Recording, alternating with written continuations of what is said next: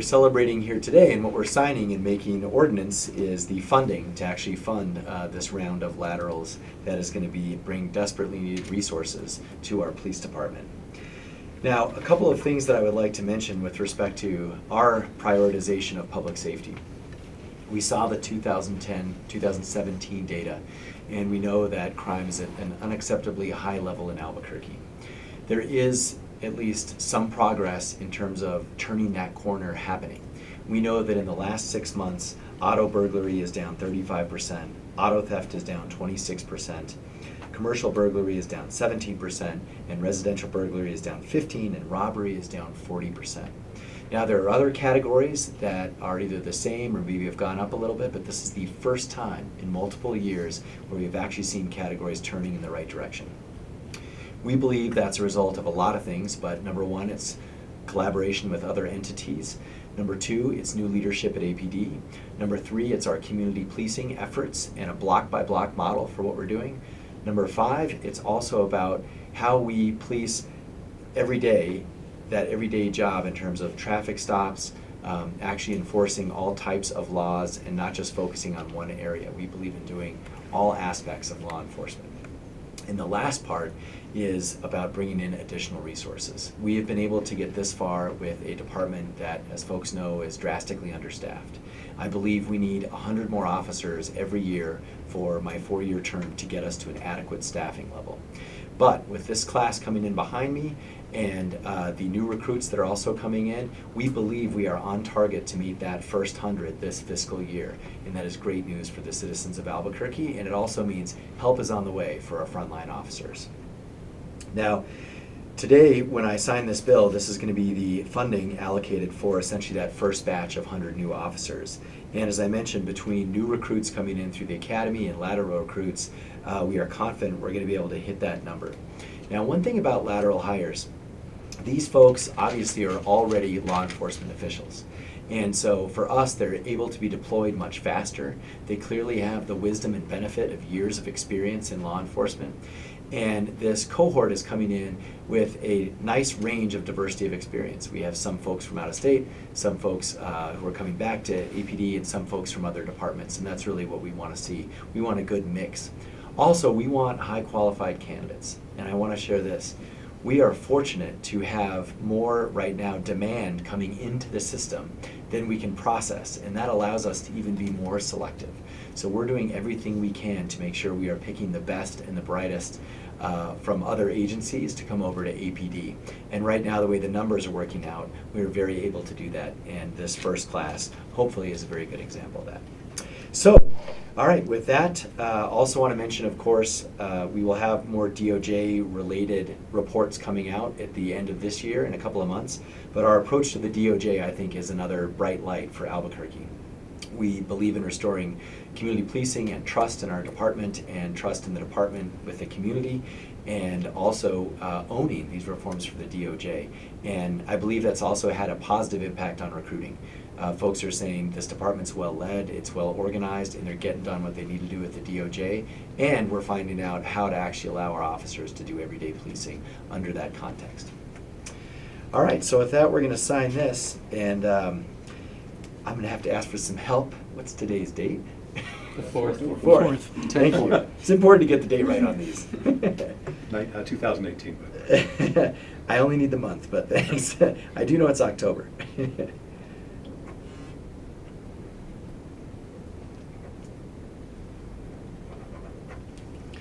Okay, with that, our lateral class is funded. Of course, I also want to thank City Council for working with us on this ordinance. All right, any questions from folks? Recurring? You got to do this again for another class?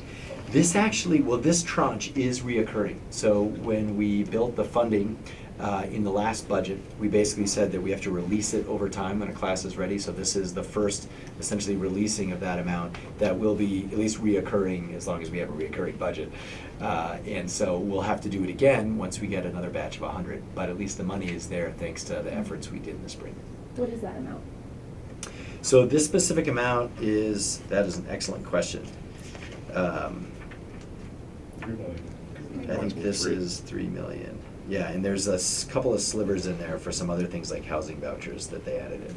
Yes, Can 3 you talk million. about what the 3 million funds, just examples of? So $3 million for us partially funds the training that has to take place in the academy, Commander Byrd's Academy. And then it basically just goes into the department's budget to cover salaries for officers. And so every time we bring on, new groups of officers, obviously that increases the cost, and that's what this funding's for. Have you heard from any municipalities or counties around the state that are worried about Albuquerque kind of just taking away too many of their resources and understaffing their police departments? We have had some contact with a couple of different municipalities and agencies, and we're actually having a constructive dialogue with them. That problem certainly is not occurring yet. I think it's very premature because, we're still trying to bring in our first 100. But if our program is as successful as we think it's going to be, this might be a problem several years down the road. And so we are in discussions with them about how we can, perhaps sort of, have different limits for different departments and so forth. So we're going to work with the mayors and also, if it's a county, with the sheriffs on that. And we're in those discussions now. I think it's something we want to be ahead of. But right now, we also got to make up some ground. Our police department has been understaffed for, almost 10 years now, and we're stepping up. And I think as Albuquerque crime is dealt with, that is definitely good for the whole state. And so we also need to focus on recruiting from out of state, and that's why you'll see in subsequent years we're actually going to be rolling out a marketing program specifically in other towns outside New Mexico for that reason. But on day one, we need officers, and so we're going to deliver on that. How many in the first lateral class? There's roughly, and I'm going to ask for Gilbert if we have 29 is our current number. And they have to go through a series of training and certifications, so we always expect numbers to drop off a little bit, just like we do at the academy. So it's 29 today, hopefully it'll stay at 29, but sometimes it'll be like 27 and so forth. But you've secured 100? So our plan right now, we're working according to plan. So we have 29 coming in this lateral class. We have ample in the queue for the next lateral class. But again, there's always a drop-off. But right now, the applications look good for us to have about the same size class. And then we have another 30 or so coming out of the academy class. When you put that together, we're about to 100. Do we have an estimate of how this looks in relation to the understaffed number? Like, how many officers are we at short-staffed with Yeah. this incoming class? So some perspective, and because you're just back here, right? Did I remember that right? No. Sorry. So if you remember then, we started, so like when I was in high school roughly 20 years ago, we had like 1,120 officers. Now we're at roughly 840. And to your point, there's always folks who retire. But we're also trying to close that gap too. And so we do have a forecast on like what the total number should be. And so we're hoping, we want to try and hit 1,000. We don't know if we're going to get quite that high, but let's say in the next 18 months we want to have a department at 1,000 in the next 18 months or 2 years. Sorry, that was a really long answer to your question. Thank you. The 9-week lateral academy, can you talk, because they're coming in as certified police officers, is a lot of this training related to DOJ, kind of unique things that Albuquerque police officers need? Can you kind of talk about how you put that 9-week curriculum together? That is a really good question, and that's partially why we have, I believe, a very good new commander out at our academy. So I'm going to ask Commander Byrd maybe to field that one. Yes, there is the CASA related. If you don't mind, can you stand just right here, right next to the Closer? mic? Yes, Okay. that'd be great. Yes, we do look at the curriculum based on the CASA, the DOJ requirements that is in the CASA that we train them with the use of force and all the other requirements of the CASA. We then look at training them for just the APD required stuff, like our computer programs and our policies. And to be honest with you, we do our own firearms and also EVOC to make sure that they are ready to go for APD. And would they all be coming in as officers, or could you potentially bring in like a sergeants or lieutenants? I had the same question. Yeah, they come in as officers, as lateral officers, but then because of their longevity, their years of experience, then they can move up after they're off probation. Mm-hmm. And that's in the collective bargaining agreement, actually. I had a similar question. And so that just is the way it is. We don't have a lot of choice with that. Now, the commander level is different with respect to collective bargaining, so we are able to bring in commanders directly. Commanders and up. So, but they could, if they're very experienced, they could potentially move up the ranks quicker than a cadet who's coming out of the regular. Yeah, that would be up to the chief. Where he needs the people, he would fulfill those positions with experience. What about psych evaluations? If they've had it for the other police department that they're with, would they have their own just type of background check and evaluation? They have to go through the entire APD hiring process.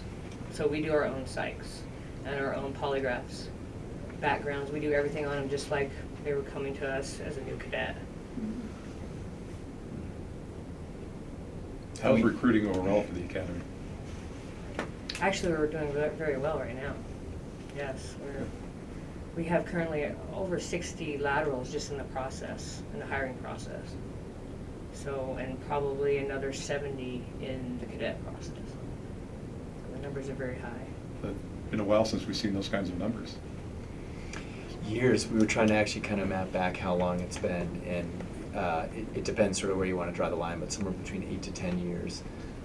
And you know, this is, I think, one thing that, you know, we talk about one Albuquerque a lot, and when we say that, part of it is that as a region, you know, it's just a reality. We happen to be a large city. Our department is by far the largest, even though it's understaffed. And we know that we cannot have a safe central New Mexico unless we have more officers at APD. And just to double check, the forecast of when you're thinking your first 100 could be done, that's in the fiscal year, so it would be Yeah. June, not, okay. You got it. Not December. That would be awesome, Yeah. but not quite. Yeah, fiscal year. Okay, thank you, everybody. Yeah, thanks. And as heads up, we'll have more on this at their graduation. So in 2 weeks, if you're really into it, like your question, I think we're going to try and actually have kind of a pipeline picture. Thank you guys for coming.